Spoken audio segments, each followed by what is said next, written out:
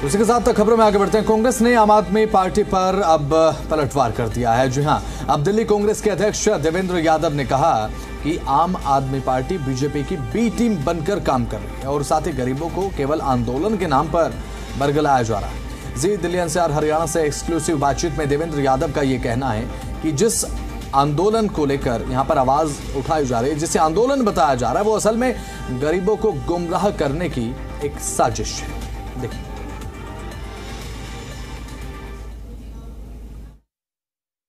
दिल्ली कांग्रेस प्रदेश अध्यक्ष देवेंद्र यादव जी हमारे साथ बातचीत के लिए मौजूद हैं। देवेंद्र जी, आप लगातार, क्योंकि बुलडोजर की कार्रवाई हो रही है, कल बड़ा आंदोलन किया गया, वहां से भी कई सवाल और निशाने साधे गए कांग्रेस पर। आपने भी कई सवाल किए, 10 सवाल आपने पूछे थे।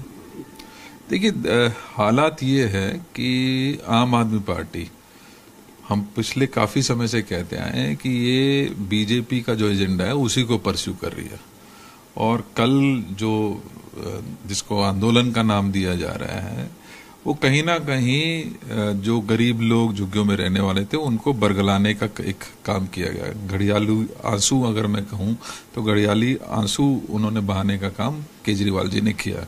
और ये हम इसलिए भी कहते हैं क्योंकि जब 11 साल आप सरकार में थे, 45,000 मकान कांग्रेस ने बना के दिए, राजीव रत्न आवास, आपने सिर्फ चाबी उनको पकड़ानी थी गरीब लोगों को, आपने एक चाबी नहीं पकड़ाई। नई योजना के बारे में तो सोचना ही छोड़ दीजिए। आप वही व्यक्ति हैं जो जिनके राज में लगातार झुग्गियों पर बुलडोजर की तलवार जो है लटकी रही।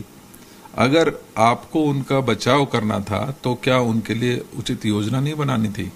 आप वो व्यक्ति हैं जिनके मंत्री ने बाकायदा प्रेस कॉन्फ्रेंस करके ये कहा कि जहां झुग्गी वहां मकान पॉसिबल नहीं है, जबकि कालका जी हो या वजीरपुर में जेलर वाला बाग हो, हमने करके दिखाया।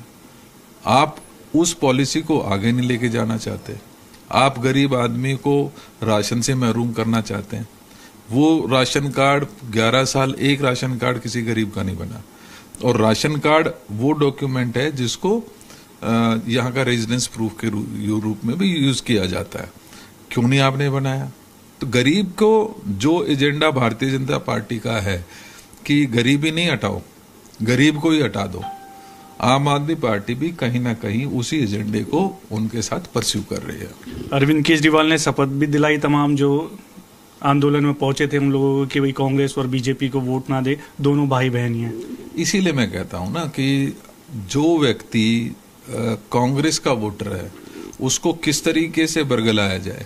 आप क्यों, मैं सवाल पूछना चाहता हूं इनसे, अगर 1.5% वोट के साथ आप जेल से भी छूट जाते हैं, कोर्ट आपको छोड़ देता है, किसके इशारे पर छोड़ता मैं नहीं कहना चाहता, लेकिन आप 1.5% वोट के लिए हरियाणा जाके चुनाव लड़ते हैं।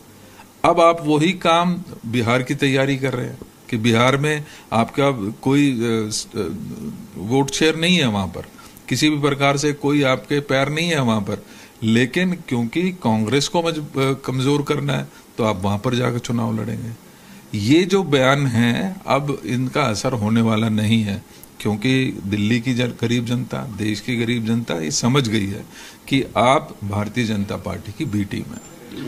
आज भी प्रोटेस्ट किया गया मनजिंदर सिंह सिरसा के खिलाफ उनके कार्यालय पर आम आदमी पार्टी ने, और कहा कि कांग्रेस ये मुद्दा नहीं उठा रही है जो रोहिंग्या और बांग्लादेशी बोला गया है।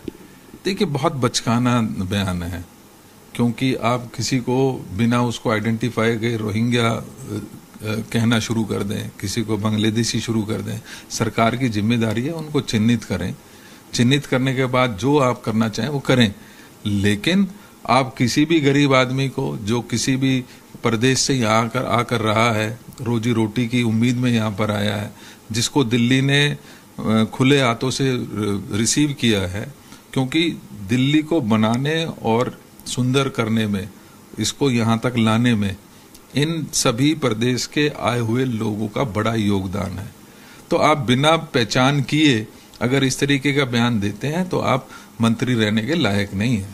माफी मांगनी चाहिए, क्योंकि आम आदमी पार्टी भी मांग कर रही है। निश्चित ही माफी मांगनी चाहिए।